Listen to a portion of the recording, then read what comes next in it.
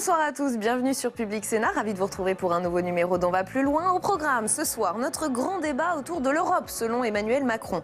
Le chef de l'État a présenté ses projets de réforme de l'UE devant le Parlement de Strasbourg et le dossier est crucial car plusieurs visions s'opposent. Celle du président français qui veut une Europe souveraine, souveraine en matière de sécurité, d'économie, d'écologie, une Europe capable de s'imposer face à Trump, face aux GAFA.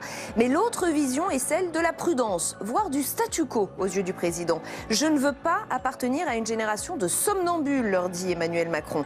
La volonté française de transformation a-t-elle convaincu? Nous poserons ces questions à nos invités. Ne manquez pas de réagir sur Twitter avec le hashtag OVPL. Notre match des idées, il opposera ce soir Alexia Germont à Florent Vadillot. Nous reviendrons notamment sur le risque d'enlisement des conflits en cours. SNCF, Notre-Dame-des-Landes, Université, Air France, pas de convergence des luttes, mais des colères qui durent, qui se prolongent, qui s'aggravent même. Quelles conséquences politiques et économiques? Jusqu'où tout cela peut-il aller? Nous en débattrons avec nos spécialistes. L'entretien du jour, nous recevons Véronique Poulain. C'est son histoire qui avait inspiré le film La famille Bélier. Aujourd'hui, elle va nous dire si le regard sur les sourds et malentendants a changé, si les pouvoirs publics, les médias et la société en général en font assez pour les intégrer. Devrions-nous, par exemple, tous apprendre la langue des signes? C'est une des questions que nous lui poserons alors que Public Sénat s'apprête à diffuser les questions au gouvernement avec un traducteur de langue des signes. Mais d'abord, l'Europe. Il y a 6 mois, Emmanuel Macron avait donné sa vision lors du discours de la Sorbonne, celle d'une Europe qui se réforme et qui s'impose. Et à l'époque, il avait convaincu, il avait même enthousiasmé ses homologues européens. Qu'en est-il aujourd'hui? Avant d'en parler avec nos invités, ce sujet d'Aurélien Romano. Avec beaucoup d'emphase, Emmanuel Macron a aujourd'hui tiré la sonnette d'alarme sur la tentation du repli. Moi, je ne veux pas appartenir à une génération de somnambules. Je veux appartenir à une génération qui défendra cette souveraineté européenne, parce que nous nous sommes battus pour l'avoir. Ces souverainetés européennes sont destinées à réconcilier les peuples avec la construction européenne, d'après le président français, qui a détaillé tous les domaines, sécurité, économie, climat, alimentation et social, avec une proposition concrète sur le sujet de l'accueil des migrants. Je propose ainsi de créer un programme européen qui soutienne directement, financièrement, les collectivités locales qui accueillent et intègrent des réfugiés. Emmanuel Macron veut dépasser le débat sur les quotas et la répartition des migrants au sein de l'UE. Autre chantier, en vue des européennes de 2019, des débats citoyens. Que j'ai proposé des consultations citoyennes dès cette année. Je lancerai en France celle-ci cet après-midi même. Et je vous invite chacune et chacun, dans vos pays et partout en Europe, à animer, participer à ces débats essentiels. Les groupes parlementaires ont diversement apprécié ce discours selon leur couleur politique. Le président français a des soutiens forts, comme le chef du groupe libéral, Guy Verhofstadt. J'ai l'impression que comparé aux conservateurs en Europe, même la SNCF est encore un bastion de réformateurs. Ça, je dois vous dire. Mais aussi des soutiens plus réservés du côté de la droite européenne. Mon groupe est enchanté de vous voir ici. La France est un pays fier. Mais vous savez que la France ne peut être forte que si l'Europe est forte. Le chef du groupe majoritaire du Parlement européen et d'autres députés ont ainsi rappelé à Emmanuel Macron que la France ne peut plus décider pour toute l'Europe. Même la légitimité du couple franco-allemand comme moteur est remise en question. Et avec nous pour aller plus loin ce soir, Jean Bizet, bonsoir, sénateur LR de la Manche et président de la Commission des Affaires européennes. Vous avez assisté ce matin au discours d'Emmanuel Macron au Parlement de Strasbourg. Mathias Tavel, orateur national de la France Insoumise, auteur de Insoumis en Europe aussi. Bonsoir. Philippe Bonnecarrère, sénateur centriste du Tarn, vice-président de la Commission des Affaires européennes. Et Claire Rabès, vice-présidente et porte-parole du think tank Point d'Ancrage. Merci à tous les 4 d'être ici. Je voudrais qu'on revienne tout de suite sur cette souveraineté sur laquelle Emmanuel Macron a beaucoup insisté ce matin. Il en a distingué 5. Souveraineté en matière de sécurité et de défense, souveraineté économique et commerciale, souveraineté climatique et énergétique, souveraineté en matière de santé et d'alimentation, souveraineté numérique. Jean Bizet, est-ce qu'Emmanuel Macron a eu raison d'insister sur cette notion très forte de souveraineté? Oui, absolument, pour la bonne raison, c'est que dans ce monde très globalisé, plus on veut être souverain et peser, plus il faut être européen. Parce qu'à titre individuel, les nations ne pèsent plus.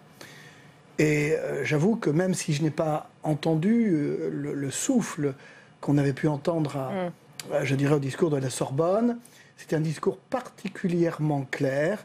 Et quand il emploie les termes somnambule, il fait référence aussi, je l'ai perçu comme tel, au très bel ouvrage de Christopher Clark, voyant que dans les années 40, l'Europe est allée, je dirais, vers la guerre en marchant, je dirais, comme des somnambules.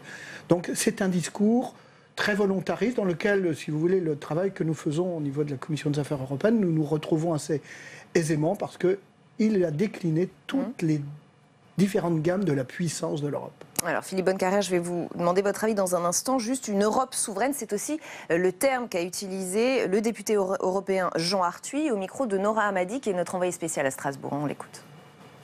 Il faudra d'autres moyens si on veut répondre à satisfaire ce qu'on appelle ces biens communs européens, c'est-à-dire des grands enjeux qui ne sont plus dans la main des États à l'échelon national, en matière de sécurité, de défense, de migration, d'économie du numérique, de lutte contre le terrorisme mondialisé, de protection des climats. On voit bien que sur ces questions-là, seule l'Europe peut retrouver l'efficacité que n'ont plus les États membres. Mais Philippe Bonnecarrère, il y a une question centrale qui se pose. Comment on articule la souveraineté européenne avec les souverainetés nationales ? Je crois que c'est à travers justement cette notion de souveraineté partagée. Il faut sortir d'un vieux clivage entre une vision nationaliste ou souverainiste et une vision purement fédérale. L'idée de la souveraineté partagée, c'est de se dire qu'aujourd'hui, les moyens d'action de notre pays, les moyens d'action de nos concitoyens, on les a à la fois au niveau national et au niveau européen. Il y a beaucoup de choses que, fort heureusement, on peut encore faire sur le plan national, mais au regard des enjeux internationaux, des enjeux continentaux, des relations avec les États-Unis, avec la Chine ou avec la Russie, des débats économiques, les questions de défense, les questions de migration sont aujourd'hui des questions qu'on ne peut traiter qu'au niveau européen. Et je crois que c'est dans la manière dont s'ajuste cette double souveraineté à la fois nationale et européenne, qu'à mon avis est la clé de la réussite pour le président de la République. Et j'ai la faiblesse de penser, son action étant vraiment nécessaire et digne d'estime, la clé également pour notre pays. Alors regardons précisément les annonces ou les confirmations d'Emmanuel Macron dans ce discours. J'en ai compté 4. Voici ce que propose le président français. Un programme européen qui finance l'accueil des réfugiés par les collectivités, une taxation du numérique qui pourrait créer des ressources propres, une réforme de l'Union économique monétaire européenne, une protection des droits d'auteur des créations artistiques européennes. Mathias Tavel, est-ce que ce plan de réforme vous paraît tout de même ambitieux ? Non mais M. Macron est très fort pour faire des discours ambitieux qui sont l'exact contraire des décisions qu'il prend, parce qu'il va vanter la souveraineté européenne en matière de défense au lendemain d'une intervention militaire en Syrie qu'il a décidé tout seul en désaccord avec tous ses partenaires européens, à part le Royaume-Uni qui va s'en aller. Il nous dit qu'il faut une souveraineté commerciale alors qu'il est rallié aux accords de libre-échange avec le Canada, avec le Mercosur, etc., qui sont la négation même d'une souveraineté commerciale qui pourrait s'exercer. Voilà. Mais au-delà, la question de la souveraineté européenne, moi je mets en garde, il n'y a pas de souveraineté européenne. Il y a une seule souveraineté en République, c'est la souveraineté populaire. Or, il n'y a pas aujourd'hui de peuple européen. Et la façon dont l'Union européenne s'est construite et dont M. Macron propose de continuer à la construire, c'est une Europe qui se construit contre la souveraineté des peuples. Enfin, il faut quand même rappeler qu'en France, la dernière fois que les Français ont exprimé leur souveraineté sur la question européenne, ils ont voté non. Et pourtant, ces traités s'appliquent. Donc qu'on ne vienne pas aujourd'hui nous dire qu'on va faire la souveraineté au niveau de l'Europe, alors même que la souveraineté du peuple français est bafouée chaque jour par l'existence même de ces traités européens. Sauf qu'il y a potentiellement ce risque pointé du doigt par Emmanuel Macron, et c'est l'une des phrases fortes de ce discours, je ne veux pas appartenir à une génération de somnambules. Est-ce qu'il y a, oui ou non, ce risque de paralysie, de somnambulisme de l'Europe, dans lequel d'ailleurs peut-être l'Europe serait déjà tombée ? Bien sûr, enfin, je crois que Emmanuel Macron part d'un constat simple. On est entouré de pays où les extrêmes ont pris leur place. En Italie, c'est le mouvement 5 étoiles, la Ligue du Nord qui empêche aujourd'hui de gouverner. On a la Pologne, la République tchèque, la Autriche. Tous ces pays ont des difficultés aujourd'hui à trouver un gouvernement stable et en tout cas qui nous permette aujourd'hui d'avancer sur l'Europe. À partir de ce constat, il faut agir. C'est le discours qu'on entend aujourd'hui d'Emmanuel Macron, qu'on salue tous. On ne peut pas être contre le sentiment Vous le saluez, vous ? Bien sûr, Emmanuel Macron est pro-européen et l'assume. Ça fait vraiment longtemps qu'on n'a pas eu un président de la République qui assumait aussi fortement ses idéaux. Par contre, et on peut le dire sincèrement et tout de suite, je ne suis pas tout à fait d'accord avec ce que vous avez dit tout à l'heure. Son discours n'était pas si clair. De quelle souveraineté on parle exactement ? la souveraineté au niveau de la zone euro. Et donc dans ce cas-là, effectivement, on a déjà une monnaie, une souveraineté qui est un petit peu autre. Ou est-ce qu'on parle vraiment de la souveraineté au niveau de l'Union européenne totalement? Et dans ce cas-là, effectivement, on voit apparaître un clivage entre Est et Ouest dont on pourra peut-être reparler, mais qui est aujourd'hui vraiment important pour poursuivre l'Europe et pour pas être seul et partir avec une vision très franco-française de l'Union européenne, ce qu'on a tendance à faire et ce que je me permets de dire, Emmanuel Macron est très fort pour faire. Alors, Jean Bizet, il y a 6 mois, vous l'avez un petit peu évoqué, il y a 6 mois, le discours de la Sorbonne avait particulièrement marqué les esprits. Emmanuel Macron apparaissait comme un second souffle dans cette Europe un peu fatiguée, un peu affaiblie. Aujourd'hui, l'enthousiasme est un petit peu retombé. Écoutez le député européen Emmanuel Morel, toujours au micro de Nora Hamadi. Emmanuel Macron nous avait habitués à mieux.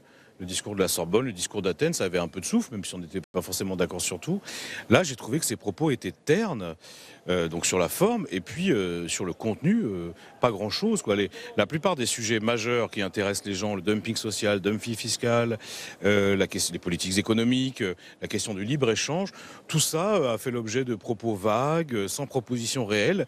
Et je comprends la déception d'un certain nombre de mes collègues. Et vraiment, c'est une surprise. Je m'attendais quand même à ce que le président français soit un petit peu plus enthousiaste et un petit peu plus ambitieux. Jean Bizet, vous êtes d'accord sur ce point avec Emmanuel Morel? Il a manqué de souffle aujourd'hui, Emmanuel Macron? Et si oui, comment vous l'expliqueriez? Je trouve qu'il a effectivement manqué de souffle. Alors, je suis désolé d'avoir la même analyse que M. Morel, parce que nous sommes vraiment très différents. Je crois tout simplement parce que il vient de prendre conscience que le couple franco-allemand qui est véritablement nécessaire pour faire avancer l'Europe, le gouvernement Merkel 4 ne va pas être aussi facile, je dirais, à organiser en termes de complémentarité. Tout simplement, regardez ce qui se passe dès aujourd'hui au Bundestag, où le Bundestag veut encadrer, je dirais, l'action de la chancelière. Et là, il s'aperçoit que c'est quand même très différent de ce qu'il a pu réaliser, je dirais un petit peu à la hussarde en France. J'ajoute à cela que les Pays-Bas, en quelque sorte, au travers de l'alliance, qui n'était pas aussi évidente que ça, avec les 7 pays, les pays baltes, un certain nombre de pays d'Europe du Nord, ont clairement annoncé la couleur, et donc ils voient apparaître un certain nombre de fronts, et que le couple franco-allemand ne sera pas suffisant. C'est la raison pour laquelle j'étais avec quelques collègues il y a plus d'un mois aux Pays-Bas, juste avant la déclaration des Pays-Bas, pour essayer de trouver, je dirais, le troisième homme. On ne peut pas vivre simplement en couple franco-allemand. Et c'est la prise de conscience de ces réalités européennes qui font peut-être que Emmanuel Macron a été extrêmement sincère aujourd'hui. Et moi, ce discours me va bien, mais c'est vrai que je n'ai pas senti le souffle de la Sorbonne. Parce que lui-même est peut-être découragé, vous êtes d'accord, Philippe? Peut-être un peu désabusé. Philippe Bonnecarrère. Pourtant, il a été applaudi une dizaine de fois. L'accueil a été plutôt chaleureux. Peut-être un premier point pour évacuer des formules un petit peu à la va-vite. Je viens d'entendre il y a quelques secondes une sorte de grief en illégitimité de l'action européenne. Je rappelle que le président de la République a été élu sur un programme clairement européen et que pour la première fois depuis longtemps, un candidat à la présidence de la République faisait s'approprier ce thème européen et le proposer aux Français. Donc pour le thème... L'élection d'Emmanuel Macron... Vous allez pouvoir répondre. Pour le procès en illégitimité, je pense qu'il faudra peut-être passer. En ce qui concerne les 2 sujets qui ont été évoqués en quelques secondes et lancés sans aller plus loin dans le débat public, défense et commerce, ce sont 2 sujets typiques où on a besoin de plus d'Europe.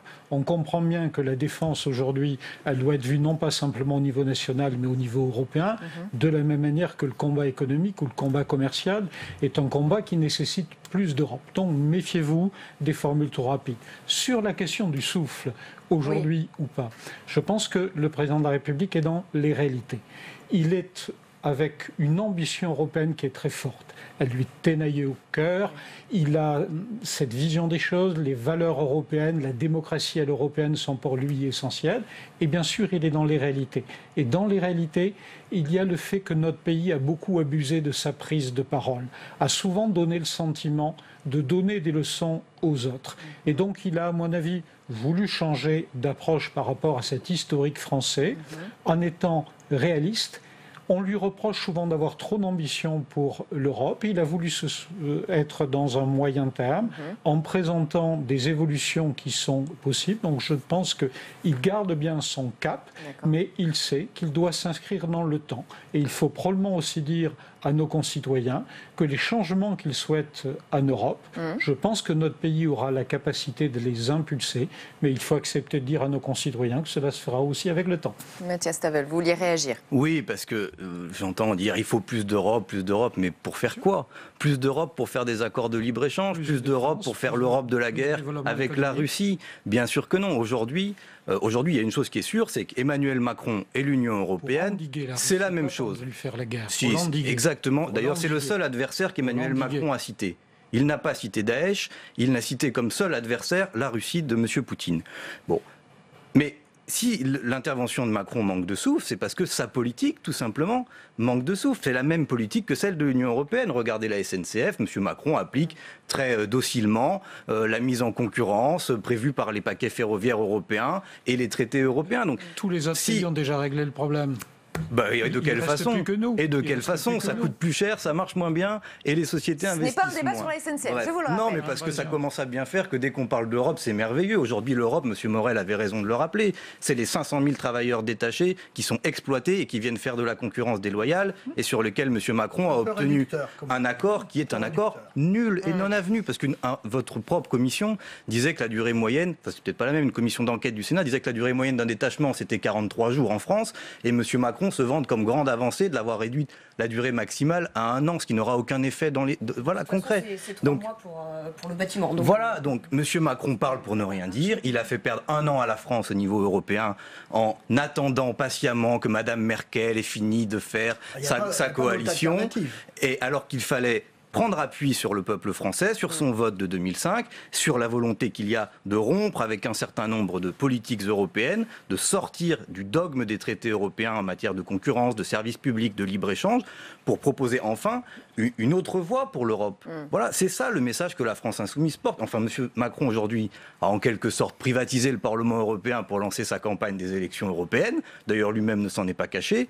J'espère au moins qu'on va avoir dans l'année qui vient l'occasion d'un débat franc. Mais en Europe, comme en France, Macron, 1 an, ça suffit. Claire Rabès, j'aimerais bien vous entendre sur ce potentiel manque de souffle, sur ce discours d'aujourd'hui, alors qu'effectivement, il y a 6 mois, à la Sorbonne, il avait plutôt impressionné. Oui, tout à fait, c'est vrai. Mais je crois qu'aujourd'hui, Emmanuel Macron fait un constat simple, encore une fois, c'est-à-dire qu'il a un manque de réseau bruxellois construit. Il n'a pas de parti de famille politique sur laquelle s'appuyer. Les institutions sont faibles, c'est-à-dire que la Commission européenne fait des propositions aujourd'hui qui sont effectivement politisées. C'est le propre de la Commission Juncker, mais qui sont aussi très controversées. C'est-à-dire qu'aujourd'hui, par exemple, effectivement, les pays de l'Est sont vent debout contre un certain nombre de propositions de la Commission Juncker qui prend de fait quand même le parti d'une Europe de l'Ouest qui était à 15. Donc aujourd'hui, Emmanuel Macron manque de souffle parce qu'effectivement la ligne politique n'est pas claire. On essaye de transposer au niveau européen une politique française et surtout une méthode française. C'est-à-dire qu'on a une vision et une volonté d'agir seul. On a un régime présidentialiste.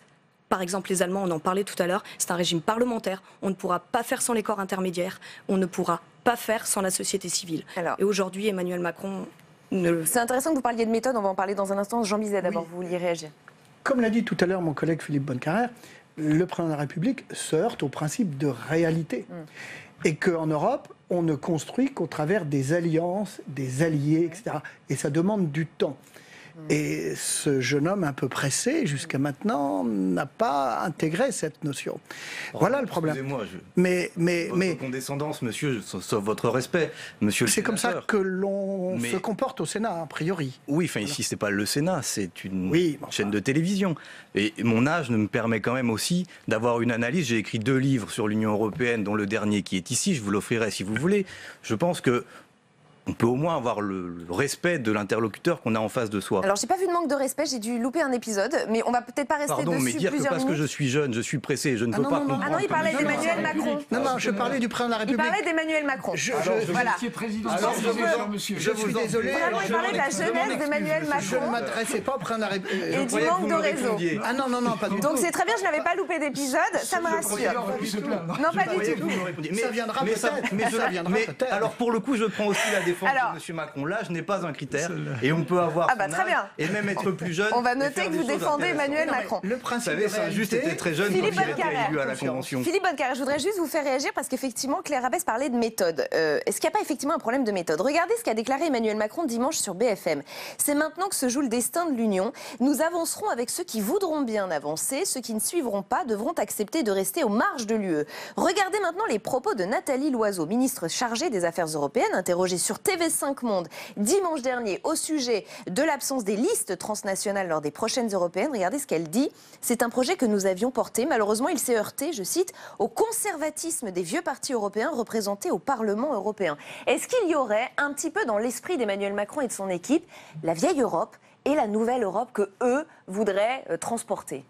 Je ne crois pas que l'approche est une telle prétention. Par contre, je crois que tout est vrai dans les citations qui ont été faites. C'est-à-dire que pour faire avancer l'Europe, il faut à la fois la volonté des Français et des Allemands, mais cela ne suffit pas. C'est une Europe à 27 ou 28. Et donc, il faut faire preuve de modestie, d'abnégation, d'humilité et d'aller chercher l'accord de chaque pays individuellement. Et ça, le président l'a bien compris, il le fait. Il est très présent en Europe. Il est par exemple dans les pays baltes pour essayer de les convaincre. Et après, il faut utiliser toutes les méthodes. La vieille méthode de construction de l'Europe, petit pas par petit pas, elle est toujours valable. Il faut aussi essayer de faire de plus grands pas sur l'euro. Il essaie de tester toutes les méthodes pour avancer. Donc il garde le cap d'une ambition pour l'Europe, je crois que sa volonté est intacte, mais il utilise tous les moyens qui sont à sa disposition et il se rend compte qu'effectivement, tous les pays n'ont pas la même approche et en particulier, le temps qui a été nécessaire aux Allemands pour se remettre en action a effectivement pénalisé, mais je pense que c'est une action qui va rebondir et qu'effectivement les élections européennes seront la date où j'espère que l'ensemble des pays d'Europe reposeront les questions sur ce qu'ils veulent. Et à ce moment-là, je pense qu'effectivement, les propos et l'action du président de la République français trouveront toute leur plénitude. Vous vouliez réagir? Un des tendons d'Achille de l'Europe, c'est effectivement son manque de réactivité. Et quand on parle d'une Europe à plusieurs vitesses, ce que je n'aime pas, une Europe à cercle concentrique, ce que je n'aime pas. Par contre, ce que j'aime bien, c'est de parler des coopérations renforcées. Les traités nous le permettent à partir de 9 États.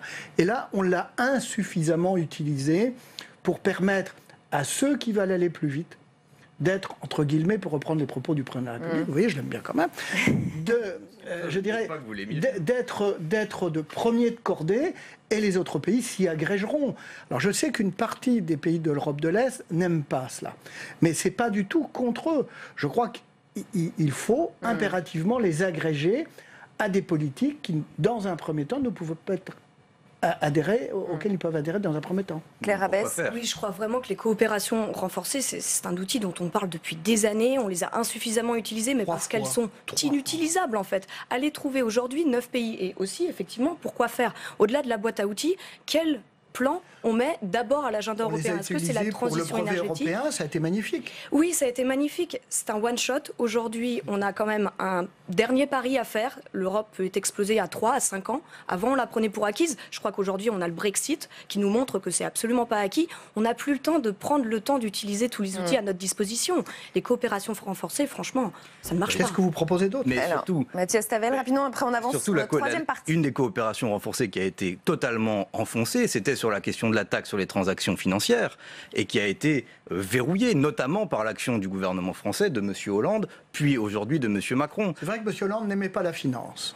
Mais même la taxation il n'aimait pas la taxation sur les transactions financières et M. Macron non plus. Donc on voit bien que la question c'est d'abord pourquoi faire. Si c'est pour faire plus de dumping, plus de libre-échange, alors l'Europe n'avancera pas et les peuples finiront par s'en détourner. Si à l'inverse, c'est pour faire le respect de la souveraineté, 100% d'énergie renouvelable, un protectionnisme européen qui nous protège contre les multinationales et le dumping qu'elles mettent en concurrence, une égalisation à marche forcée des conditions de travail pour qu'il n'y ait pas cette concurrence déloyale qui vienne, alors là, oui, vous aurez un soutien populaire. Mais si c'est pour continuer la destruction des services publics et de tout ce qui fait aujourd'hui la France républicaine, alors clairement, vous ne l'aurez pas. Et en tout cas, il est très probable que peu de Français le sachent, mais il y a plus de 70 députés européens représentant la France à élire au Parlement européen en 2019. Problème, cela n'intéresse pas les électeurs, ou si peu. On va regarder ensemble le taux de participation lors des européennes de 2014. Taux de participation global, à peine plus de 42%. En France, 42,43%. 89,64% en Belgique, où le vote est obligatoire. 74,8% à Malte, où le vote n'est pas obligatoire. Et c'est très net, vous l'avez un petit peu dit, les pays de l'Est votent très peu, à peine 20% en moyenne en Pologne, en République tchèque, en Slovaquie. Et pour cause, les eurosceptiques sont tout de même nombreux en Europe, à l'image de Florian Philippot qui a eu un échange assez vif avec Emmanuel Macron cet après-midi. Regardez. Votre jury est là, dans les rangs de la Commission européenne. Et c'est lui qui chaque jour vous évalue. Et c'est lui qui aujourd'hui va vous mettre une note. Rassurez-vous, votre note sera excellente. Parce que votre discours a repris sans surprise tous les canons du catéchisme européen. Votre jury vous accorde un bon point quand vous parlez de souveraineté européenne, manière on ne peut plus fallacieuse de saper la souveraineté nationale, la seule qui vaille en démocratie. Quant au projet, qui serait le vrai projet français, enfin les Français l'ont choisi au mois de mai dernier. Vous défendiez l'un et l'autre, un projet, il a perdu. Et il a perdu parce que le peuple français en a décidé ainsi. Alors, il nous reste malheureusement assez peu de temps, mais je voudrais votre avis. Moi, de cette séquence, je tire plusieurs enseignements. Un, qu'effectivement, l'Europe est extrêmement divisée. Et de deux, qu'il y a un vrai manque d'intérêt des peuples pour l'Europe, puisqu'on l'a vu dans le taux de participation. Et est-ce qu'il y a, oui ou non, deux blocs Est-Ouest? Jean Bizet. C'est un peu caricatural. Il y a un malaise à l'Est. Je crois qu'il faut que ces pays, si vous voulez, que l'on a accueillis au lendemain de la chute du rideau de fer, comprennent bien que l'Europe, c'est aussi l'adhésion à des valeurs. L'Europe, ce n'est pas forcément et uniquement un tiroir-caisse. Les fonds de cohésion sont nécessaires pour leur permettre de rattraper le retard qui a été le leur. Donc, mais je suis... Pourquoi vous dites tiroir-caisse? Parce que la Macédoine et l'Albanie vont entrer en négociation. Enfin, en tout cas, Bruxelles a donné son aval pour l'autorisation... Oui, mais ça peut durer des années et des années. Parce que vous savez très bien que maintenant, pour accueillir un nouvel État membre... il faut passer par un vote, si vous voulez. Et ne rêvons pas. Ceci étant, il ne faut pas désespérer ces peuples. Il faut leur adresser des messages. Et tout progrès qu'ils pourront faire dans l'acquisition, si je puis dire, des valeurs européennes, ce sera un plus et un élément de stabilisation pour l'ensemble de l'Union européenne. Mais si vous voulez, avec le Brexit d'un côté, si on veut être un peu positif, moi je vois également l'émergence d'une Europe, je n'ai pas d'autres termes qui me viennent à l'esprit pour le moment, à plusieurs vitesses et permettent à ces pays, si je puis dire, d'être en zone d'attente.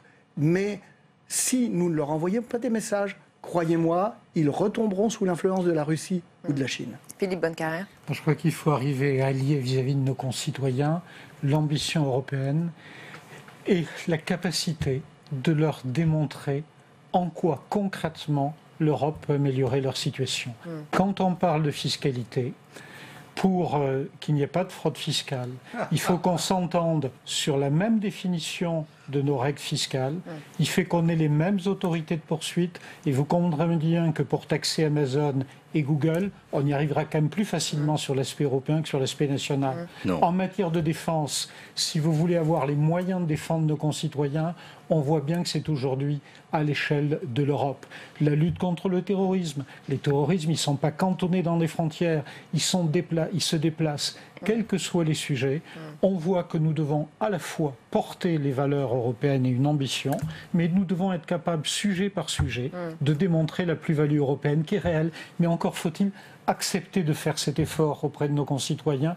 Il n'a pas été fait pendant des décennies. Non seulement il n'a pas été fait, mais tout ce qui était bien était ce qui était au niveau national. Tout ce qui n'était pas bien, c'était Bruxelles. C'est ça qu'il faut arriver à renverser. Mathias Tavel, rapidement, malheureusement. Non, mais on ne combattra pas l'évasion fiscale avec M. Juncker comme président de la Commission qui a organisé pendant 20 ans la fuite des multinationales. Est-ce que la France peut le faire Mais seule? la question, c'est qu'on y arrivera mieux seul ou avec quelques pays qu'avec des paradis fiscaux en Europe comme les Pays-Bas ou l'Irlande. Ça, c'est une évidence. Enfin, tant que vous laisserez l'unanimité en matière fiscale et ces pays pouvoir décider et tout bloquer, alors clairement, on n'arrivera à rien.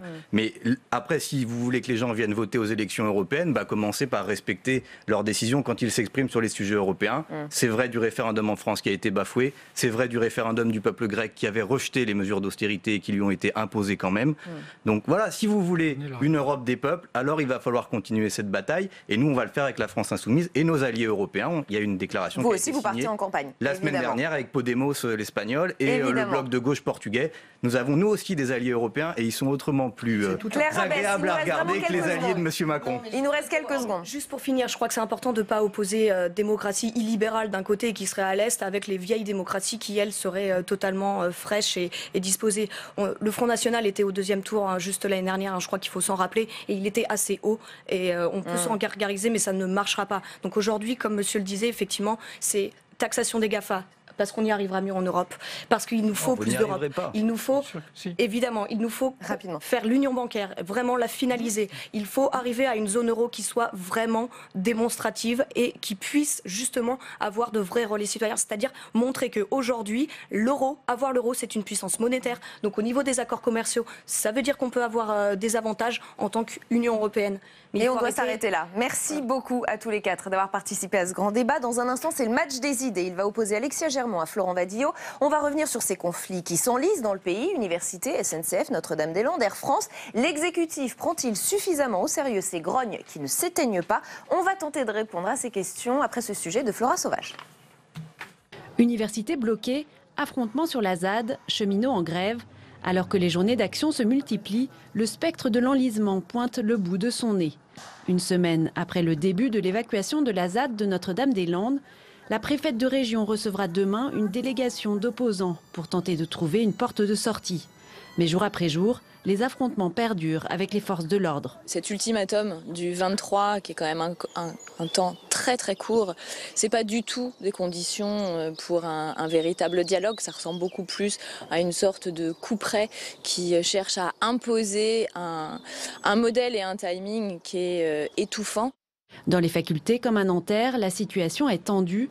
Afin de lutter contre la réforme de l'université, une assemblée générale a voté ce matin pour une reconduction du blocage de la fac, malgré la tenue de partiels cette semaine.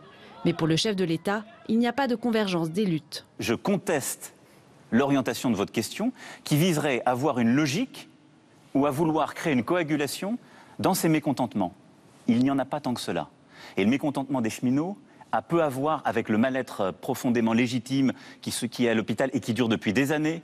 Alors que la grève en pointillé se poursuit à la SNCF, l'Assemblée nationale vient d'adopter en première lecture le projet de loi de réforme ferroviaire.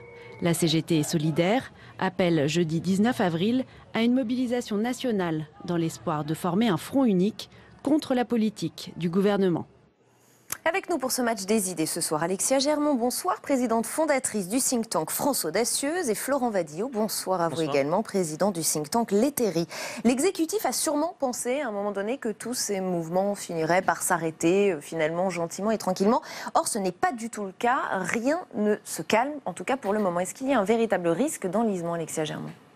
Je crois qu'il faut souligner qu'on est effectivement passé des simples mécontentements à de vraies contestations. Et la question que vous posez dans ce cadre-là, c'est de savoir si ça peut prendre forme quelque part. Je crois que le risque d'enlisement est différent selon les conflits. Exactement. Et en fait, si on essaye de tracer une ligne de démarcation, c'est certainement dans les conflits les plus politisés que le risque est le plus fort. Donc effectivement, vous avez aujourd'hui Notre-Dame-des-Landes, Air France, la SNCF et puis les universités. Notre-Dame-des-Landes, ça va se régler. l'idée, c'est une question... On savait que l'expulsion serait longue, d'une part. Les opposants voient la préfète demain. Exactement. Et d'autant qu'ils n'ont pas le droit d'être sur place. Sur Air France, qui est une grève qui a été un peu mise de côté par rapport à la SNCF qui a tenu le haut de l'affiche, aujourd'hui, on est face à une grève salariale. Ce n'est pas un sujet de réforme, mais c'est un sujet de grève salariale. Au passage, depuis fin février, on a quand même eu 8 jours de grève. On va en avoir plus. Ça va coûter 270 millions d'euros à la société.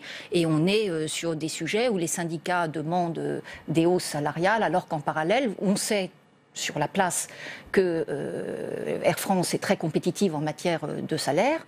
Et il y a parallèlement ce qu'on appelle le GVT, donc le glissement, vieillissement, technicité. Sur la partie SNCF, là, on est au cœur du débat sur un projet de réforme, et au fur et à mesure que la grève avance et prend forme d'un côté comme de l'autre, puisque les usagers aussi s'organisent, vous avez là deux visions du service public qui s'opposent. Et enfin, sur l'université, je crois qu'il faut souligner, parce qu'on ne l'a pas beaucoup entendu, donc vous avez 3 pôles majeurs, Montpellier, Nanterre et puis la Sorbonne.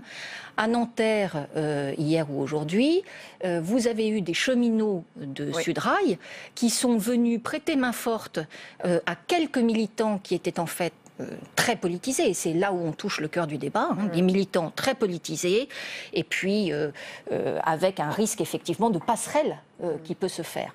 Et j'ajoute qu'il y a un appel à la grève à la RATP pour jeudi et vendredi au nom de la convergence des luttes. Pour la première fois, le mot est véritablement employé. Florent Vadillo. Oui, on est face à une stratégie politique et elle est normale de convergence des luttes parce que les organisations syndicales qui étaient en ordre dispersé, qui avaient eu du mal à exister sur les précédents textes, notamment sur les ordonnances travail, dont le front avait été totalement fracturé par une stratégie de dialogue social du gouvernement qui était plutôt efficace. Aujourd'hui, les organisations syndicales sont en train de reprendre du poil de la bête, mettent en place une stratégie de coagulation, puisque c'est le terme qui revient le plus souvent, de convergence des luttes. Et on le voit, la journée test sera celle du 22 mai, puisque les 9 organisations syndicales, pour l'instant, sont sur un front commun pour porter un dialogue uni face au gouvernement. Donc on est vraiment dans une repolitisation du conflit social à laquelle on n'avait pas assisté précédemment. Je mets de côté Notre-Dame-des-Landes, et je suis d'accord avec Madame Germont, c'est un problème de maintien de l'ordre, le problème a été résolu, aujourd'hui la crise est derrière le gouvernement. En revanche, SNCF, Université, Air France et peut-être RATP sont là des bastions du syndicalisme qui peuvent être réactivés par ce front commun face à un gouvernement qui peine à expliquer les réformes qu'il veut mettre en œuvre et surtout qui peine à montrer une méthodologie qui soit ouverte au dialogue social. Et le problème, c'est que tous ces mouvements pourraient effectivement peser sur l'économie française. Vous en avez un petit peu parlé, Alexia Germont. La grève à la SNCF commencerait par exemple à coûter cher aux entreprises, avoir un impact sur le tourisme. C'est en tout cas le discours de Bruno Le Maire, le ministre de l'économie, était l'invité de nos confrères d'Europe 1. Les mouvements sociaux ont un impact sur la croissance. C'est un impact qui est limité, qu'on ne peut pas mesurer aujourd'hui, mais on voit déjà dans certains secteurs d'activité, dans les réservations d'hôtellerie, dans les transports, dans la présence de touristes, que ça commence à avoir un impact. Florent Vadillo, est-ce qu'on est là dans une menace un petit peu pour faire peur, une menace d'ordre politique, ou est-ce que la menace est réelle ? Je trouve l'argument un peu fallacieux, pour être tout à fait honnête. D'abord parce que Bruno Le Maire avance l'argument, puis le retire en disant que ce n'est pas vraiment quantifiable. Au demeurant, si on se lance sur cet exercice de quantification, on va avoir du mal à le faire parce que le mois de mai est un mois de pont avec la possibilité d'avoir un très long pont, ce qui fait qu'on n'arrivera pas à faire le distinguo entre ce qui relève des conflits sociaux et ce qui relève en réalité d'un mois de mai un peu chargé au niveau pont. Néanmoins, il est vrai que les entreprises peuvent mesurer leur activité commerciale, la baisse d'activité, la baisse de réservation. Pour autant, est-ce que cet argument doit être mis en avant dans des conflits sociaux où on est sur des acquis sociaux, sur la défense d'un modèle social, du service public? Je crois qu'il ne faut pas tout mélanger. Cet argument économique ne vient pas vraiment s'insérer dans une démarche sereine et d'ouverture au dialogue social. Donc l'idée, c'est potentiellement de faire peur un petit peu à l'opinion. 2 éléments de réponse pour rebondir sur, en matière de tourisme, en matière économique. Là, on va vraiment voir, puisque ce sont des ponts, on devrait avoir une activité au mois de mai qui était au contraire très attendue, des hôteliers, du secteur du tourisme en général. Je crois surtout qu'au-delà de l'aspect économique, il faut rappeler que c'est quand même un enjeu colossal pour le président Macron. Bon, bien sûr en interne, mais au niveau national, mais ça tout le monde le visualise. Mais pour faire le lien avec le sujet qui avait été traité précédemment, par rapport à son projet de relance européenne. C'est-à-dire que si il souhaite être crédible à un moment où l'Europe a quand même des difficultés à rebondir, on avait eu un petit espoir au début du quinquennat, là aujourd'hui on se retrouve avec quand même une émergence de projets eurosceptiques à la fois en Hongrie, en Italie, bon, en Autriche, avec la coalition Merkel qui regarde avec un peu plus de distance l'envie de réformes en matière européenne. Si le président Macron ne va pas au bout des réformes en France, il perdra sa crédibilité alors qu'il a, dans un an, une élection évidemment européenne à mi-mandat où il y aura quand même et ça lui a été rappelé d'ailleurs par des parlementaires cet après-midi à Strasbourg. Il y a 2 autres frondes qui prennent forme et qui s'organisent doucement, peut-être d'ailleurs encore plus dangereuses pour le gouvernement, des frondes parlementaires dans les rangs de La République En Marche où la loi asile et immigration passe décidément très mal, et la colère des présidents des 2 chambres contre la réforme des institutions. Écoutez d'abord Gérard Larcher, le président du Sénat, c'était ce matin sur RTL. C'est pas un avertissement, c'est que la révision constitutionnelle ne pourra pas se faire sur l'abaissement des pouvoirs du Parlement. Et je dis, ça, c'est pas possible. J'ai même lu ce matin que François de Rugy était sur une ligne comparable à moi-même. Et en effet, ce sont nos confrères du Parisien qui évoquent ce matin la colère de François de Rugy, président de l'Assemblée nationale. Fronde parlementaire plus fronde qui vient des rangs d'En Marche. Double fronde, autrement plus dangereuse, oui ou non? Florent Vadillo. Oui, parce que le président de la République a construit son projet politique sur le rassemblement de différentes sensibilités politiques. Oui. On voit là que ce rassemblement, sur des textes assez emblématiques, le budget aurait pu l'être, ça n'a pas été le cas, mais sur un texte asile-immigration, ce rassemblement peine. Il peine d'autant plus qu'en matière de révision constitutionnelle, le gouvernement a une vision du Parlement qui est un Parlement assez corseté. On est dans vraiment l'orthodoxie de la Ve République sur du parlementarisme rationalisé, ce qui fait qu'une majorité pléthorique qui a des états d'âme avec un rôle amoindri, tout cela crée cette fois-ci une convergence des luttes en quelque sorte, là encore, qui objectivement est assez explosive. Ajoutons à cela que le président du groupe En Marche, Richard Ferrand, est plutôt débordé depuis le début, depuis son élection, sur sa manière de gérer les sensibilités. Oui, ce qu'on a envie d'appeler les frondeurs, même s'il refuse ce terme. Et au-delà de ça, je pense vraiment qu'au-delà de frondeurs, parce que pour l'instant c'est plutôt un mal-être, un malaise que de la fronde, mais il maltraite un peu tous les parlementaires. Il a une vision assez caporaliste de ce qu'est un groupe majoritaire. Ça commence à tiquer dans les rangs de la majorité, donc il n'en faudrait pas beaucoup plus pour que des premières voix réussissent à exister politiquement dans la contestation d'une ligne qui est peu discutée, il faut le dire. Or, Emmanuel Macron a été traumatisé par cette fronde qui a frappé Manuel Valls et François Hollande, Alexia Gérard. Oui, mais on peut avoir une analyse, je crois, complémentaire. C'est-à-dire que sur la partie loi asile et immigration, la position de Gérard Larcher, c'est une prise de distance. Et il est dans son rôle parce qu'il souhaite effectivement un Parlement fort qui contrôle et qui débatte. Bon. Sur la partie réforme constitutionnelle, effectivement, la prise de parole de François de Rugy, c'est plus, moi je le lirais plus comme un rappel à l'ordre. Et un rappel à l'ordre à ce moment-là qui n'est pas adressé au président de la République, mais plus à Édouard Philippe. Parce que si on va dans le détail de ce qu'il a dit, il dit le texte qui a été transmis au Conseil d'État n'est pas celui sur lequel nous nous étions en quelque sorte mis d'accord sous l'autorité du président de la République. Et il faut d'ailleurs, pour rebondir sur ce que vous disiez, il faut d'ailleurs mettre en perspective effectivement le rôle de Richard Ferrand, qui a rappelé la devise de la majorité, c'est-à-dire liberté dans le débat, mais unité dans le vote. Et donc on attend aujourd'hui une dizaine de voix dissonantes, dont à peu près 2 voix contre et le reste en étant en abstention. Et en contre-photographie, on voit bien que ça signifie potentiellement l'exclusion. Et je vous rappelle quand même qu'il y a dans cette réforme constitutionnelle le fait qu'on réduise le nombre de parlementaires. Voilà, donc un peu de réflexion pour chacun. L'exclusion aurait en mécanique tectonique une conséquence assez lourde parce qu'elle créerait la condition d'un potentiel groupe parlementaire supplémentaire dont je pense que Manuel Valls adorerait prendre la tête. Donc j'attends encore de voir... Et qui affaiblirait évidemment la majorité. Et je ne sais pas si c'est l'intérêt d'aller jusqu'à l'exclusion. On menace beaucoup jusqu'à passer aux actes. Je pense qu'il y a une autre paire de manches. Et on en vient au dernier thème de ce match, c'est la relance des emplois francs, une promesse de campagne d'Emmanuel Macron à destination des quartiers populaires. Pas moins de 3 membres du gouvernement ont fait le déplacement à Clichy-sous-Bois cet après-midi pour lancer la nouvelle formule. Muriel Pénicaud, accompagnée de Jacques Mézard et de Julien de Normandie. Je rappelle le principe des aides financières aux entreprises qui embauchent des chômeurs de banlieue défavorisés. Le dispositif avait fait un flop sous François Hollande. Pourquoi ça marcherait cette fois ? Parce qu'il est conçu différemment. Il y a 2 choses qui paraissent effectivement intéressantes. La première, c'est que c'est un test. Et je trouve que cette idée assez pragmatique de tester d'expérimenter pendant 1 an sur des territoires qui ont été pris, je crois qu'il y en a 7. Ça, c'est la première chose. La deuxième chose, c'est que le dispositif a été simplifié. Pourquoi ? Parce qu'en 2013, il fallait avoir des conditions d'âge, il fallait avoir des critères très précis, voire moins de 30 ans, mais surtout, il fallait créer l'emploi dans le quartier dit difficile.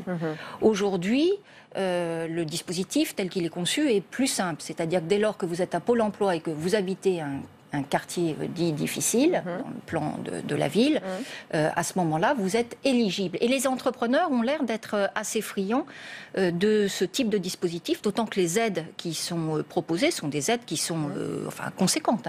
On parle de 5 000 € pour un CDI maximum par an, mais renouvelable sur 2 ans. Donc ce sont les emplois francs de François Hollande, mais en mieux. L'avantage du nouveau monde, c'est qu'il bénéficie de l'expérience de l'ancien. C'est toute la politique d'Emmanuel Macron. Exactement. Donc on ne réinvente pas toujours la roue. Là, il a expertiser un dispositif qui avait effectivement connu des vicissitudes. Il l'améliore sur des points de méthodologie qui sont importants. La philosophie est la même. On verra ce que ça donne, mais je rejoins Alexia Germont. L'expérimentation, l'amélioration du dispositif, ça va dans le bon sens, surtout que le problème des banlieues françaises, c'est qu'elles souffrent d'un taux de chômage qui est absolument colossal. Mais j'allais vous le dire, j'ai les chiffres. L'OFCE nous dit que, évidemment, ça varie beaucoup en fonction des banlieues, mais cela va de 7,8% à 54,5% de taux de chômage. C'est dans colossal. ces quartiers. Et on ne peut pas imaginer une action dans ces quartiers-là, c'est-à-dire une politique de la ville, une politique de l'emploi, si tous les clignotants ne sont pas au vert en quelque sorte. Et donc cette politique de l'emploi, elle sera déterminante. Si elle fonctionne, ça sera le début vraiment d'une politique plus large sur cette périphéricité qui existe dans nos villes, ces banlieues, qui aujourd'hui sont quand même le creuset de tous les problèmes économiques et sociaux. D'autant qu'il y a le plan Borloo qu'on attend toujours, qu'il est censé donner à Emmanuel Macron et dont on n'a aucune piste pour l'instant, mais a priori un plan de bataille. Merci beaucoup à tous les deux d'avoir participé à ce match des idées. Dans un instant, c'est l'entretien du jour. Nous allons recevoir Véronique Poulain. C'est son histoire qui avait inspiré la famille Bélier. Elle nous parlera de l'isolement des personnes sourdes en France, du niveau d'illettrisme et du chômage qui va avec. Comment améliorer les choses? Nous lui poserons cette question juste après une courte pause. À tout de suite.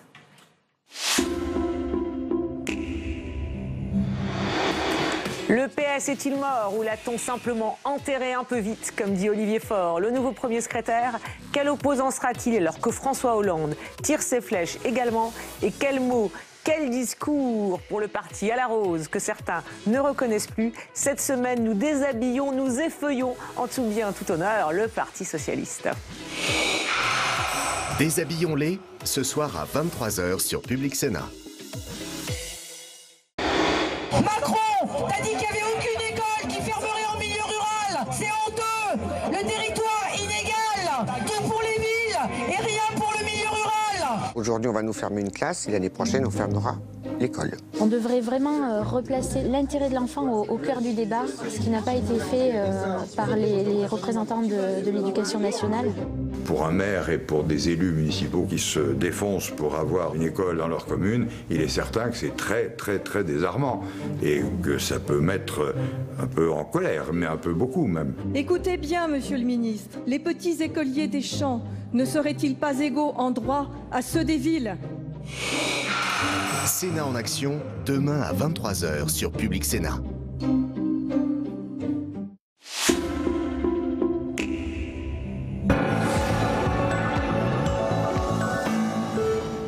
De retour dans On va plus loin pour l'entretien du jour. Et ce soir, nous recevons Véronique Poulain. Bonsoir. Vous êtes écrivain, vous êtes notamment l'auteur de ce livre, Les mots qu'on ne me dit pas. Votre histoire a inspiré le film La famille Bélier qui a touché des millions de Français. Toucher les Français, c'est une première étape, mais j'imagine que ce n'est qu'une étape. Le film est sorti il y a 3 ans et demi. Est-ce que vous diriez qu'il a un tout petit peu changé le regard de la société sur les sourds et malentendants ?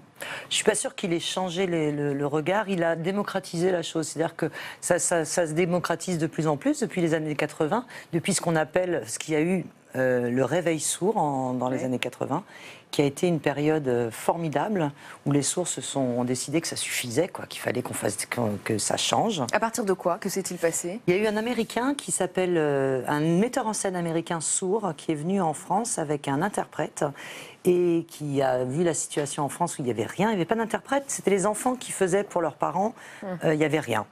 Et il a dit, mais comment c'est possible? Il faut se bouger, il faut faire. Enfin, vous n'allez pas rester là, les invisibles, toute votre vie. Et donc, tout un groupe, dont mes parents, mon oncle, etc., tout le monde s'est engouffré. Ils ont monté un théâtre, ils ont monté des cours de langue des signes, ils ont enseigné la langue des signes. Donc, il y a eu des interprètes qui ont commencé à pouvoir se former. C'est pour ça qu'aujourd'hui, il y en a Absolument. Partout. Il y a des... Et ça, moi, ce à quoi j'ai assisté à l'époque, c'est que dans mon livre, je parle beaucoup de mes parents avant 80, c'est-à-dire je suis petite et tout le monde les regarde dans la rue, tout le monde rigole, tout le monde qu'est-ce que c'est? Il est mongolien celui-là ou quoi? Parce que c'était vraiment... Les mots qui étaient employés, c'était ça? Ouais, tout depuis la nuit des temps, ils sont un peu considérés comme des attardés en fait. C'est un film qui ne voulait surtout pas susciter la pitié pour les sourds, surtout pas de misérabilisme. Ça aussi, c'est un message que vous portez. C'est un message que je porte dans mon livre parce que moi, je l'ai vécu donc en direct avec mes parents, élevés par des sourds, famille de sourds. Et depuis que je suis petite, on porte sur moi parfois un regard un peu de pitié, quoi. Pauvre petite, quoi. Pauvre petite, c'est pas trop dur. Alors que vous l'avez pas du tout vécu comme ça? Vous ne vous êtes jamais senti... je pense qu'il y a eu des moments... Vous n'êtes jamais apitoyé sur votre sort? Non, quand même, c'est pas facile? Non, je pense que j'ai eu une carence de communication, effectivement. J'aurais voulu pouvoir parler facilement avec mes parents. J'aurais voulu rentrer, salut, regardez ce que j'ai fait. Bon, c'était pas aussi simple. Mais je crois que ce qui a été le plus dur pour moi, je me rends compte que maintenant, c'est pas tellement de pas parler avec eux, parce que j'avais quand même la langue des signes, mais c'est de pas être entendu. C'est très étrange. Je me rends compte que quand on ne m'entend pas, je dis rien, je fais comme si tout allait bien, mais en moi il y a une violence. Mais tu entends ce que je dis? Et moi je vous entends sur ce plateau, en tout cas, rassurez-vous. Selon l'association Signes et Paroles, près de 10% de la population française est sourde et malentendante. C'est un chiffre qui m'a frappé. Est-ce que c'est un chiffre qui vous paraît proche de la réalité? Non, je pense que c'est compliqué de savoir moi je connais pas le chiffre. Ils englobent tout. Ils englobent ceux qui n'entendent pas très bien, les vieux qui deviennent sourds, les sourds de naissance, ils englobent vraiment... Et pour vous, il faut faire la différence? C'est pas qu'il faut faire la différence, c'est qu'un vieillard qui est sourd ne peut pas être comptabilisé dans... Il devient sourd, donc c'est pas un sourd qui... de naissance. Un sourd de naissance. Ouais. Là où il faut faire la différence, c'est que, oui, il faut qu'il ait accès à une éducation... particulière. Bah oui. Il y a d'autres chiffres assez effarants. Plus d'un tiers des sourds et malentendants sont inactifs et 80% des sourds et malentendants seraient illettrés. Est-ce que tout cela crée un isolement, un repli sur soi qui est inévitable? Et j'allais même dire peut-être, le mot va peut-être vous choquer, mais une communauté des sourds. Ah, il y a une communauté des sourds. Il y a une communauté vachement forte. De toute façon, ils ont tellement l'habitude que rien n'a été fait pour eux que quand ils peuvent se retrouver, ils se retrouvent. Vous dites, il se passe quelque chose avec un sourd quelque part. sur Facebook maintenant en plus, tout le monde y va, hein, c'est très suivi, il y a une communauté.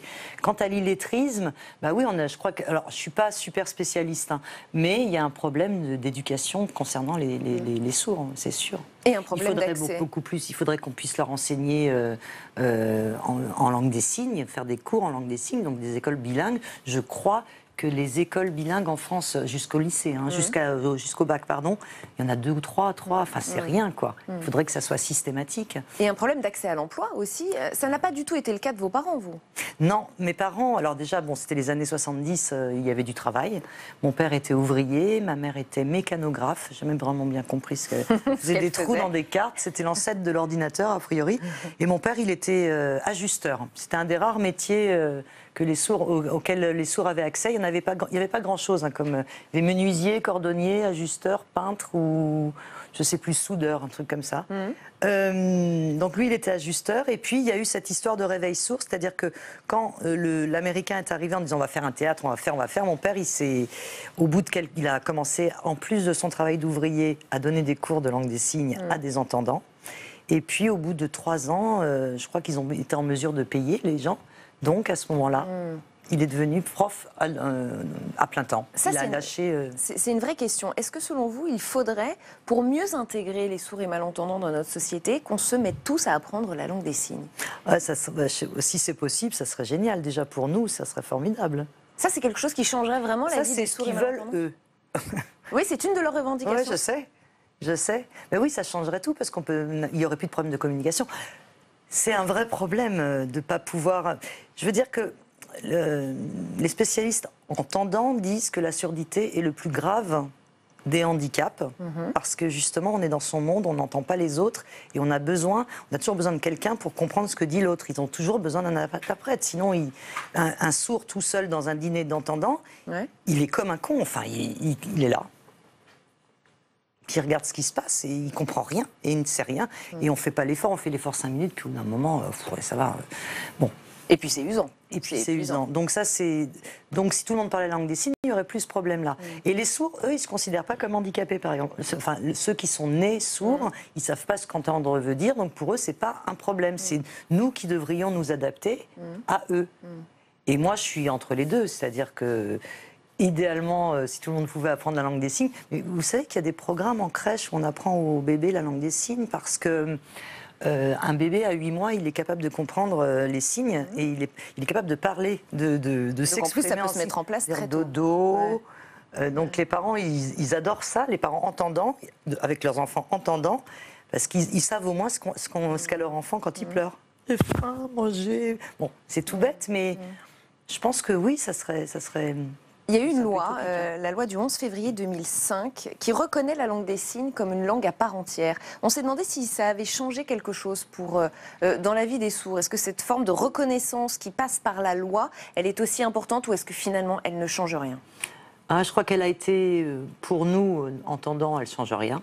Pour eux, je crois que ça a été vraiment hyper symbolique et hyper fondamental parce que jusqu'à présent, on parlait de le langage des sourds muets, le langage des sourds, le langage des signes, et puis à un moment il y a eu non, c'est une langue, donc je trouve pas mes mots ce soir, mais en tout cas ça vous gratifie, c'est une langue, c'est pas un langage, c'est pas un dialecte d'handicapés justement, de personnes handicapées. Oui, c'est une langue, donc la langue des signes, c'est comme ça et maintenant voilà. Et est-ce que vous avez le sentiment, vous et vos proches et vos parents, que la loi protège suffisamment les personnes qui ont des problèmes de surdité, sourds et malentendants, ou est-ce que vous vous dites heureusement qu'il y a des associations et sans elles on n'y arriverait pas? Moi je pense que heureusement qu'il y a des associations, mais on n'est vraiment pas rendu, en fait. Je crois que le gros problème aujourd'hui c'est l'école. C'est l'école. Mais je suis pas, une fois de plus, je voudrais pas vous dire des bêtises. Je crois que les sourds, il y a des profs sourds. Non, mais vous pouvez nous faire part d'un ressenti, d'une communauté que vous connaissez. Ouais, moi je pense qu'il devrait y avoir beaucoup plus de sourds qui puissent accéder au statut de professeur. Parce que je crois qu'ils dépendent du ministère de la Santé et pas de l'Éducation nationale. Enfin, il y a un bazar comme ça. Mais je vois pas pourquoi un enfant sourd n'aurait pas un professeur sourd qui lui enseigne. Alors pour le français, évidemment, non, mais il faut qu'il lui enseigne l'histoire, la géographie, les maths, tout ce qui en langue des signes. Pourquoi ça serait forcément un interprète qui viendrait traduire un entendant? Et j'ai été surprise de voir aussi sur le site du CSA qu'il n'y avait aucune obligation pour les chaînes de traduire en langue des signes et que c'est une initiative propre liée à chaque chaîne. Ça vous choque, ça vous... Service public peut-être qui s'est... Eh ben, même pas, en tout cas pas sur le site du CSA. Aucune obligation pour les chaînes de télévision de traduire les émissions en langue des signes. Ouais. Bah oui, ça me choque. Je sais que ça coûte d'autre part très cher, mais ça me choque, ouais. On est vachement loin derrière les États-Unis quand même. Vous voyez Obama. Enfin, je dis Obama parce que je regardais, mais pas Trump, je ne regarde pas. Mais Obama, quand il se déplaçait, il avait un interprète greffé à sa jambe, tout le temps, en pied en plus. Parce que le médaillon, c'est pas tout à fait... Bon, après, il y a des...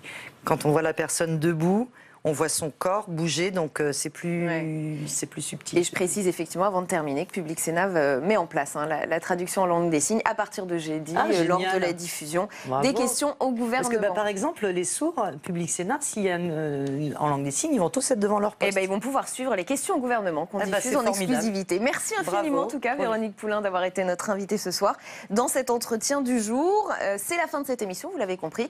On se retrouve demain à la même heure sur Public Sénat, publicsénat.fr pour plus d'infos et puis pour les émissions en replay. L'invité de Territoire d'Info demain, c'est Claude Malhuret, sénateur de l'Allier, président du groupe Les Indépendants, République et Territoire. Très bonne soirée, restez au cœur du débat.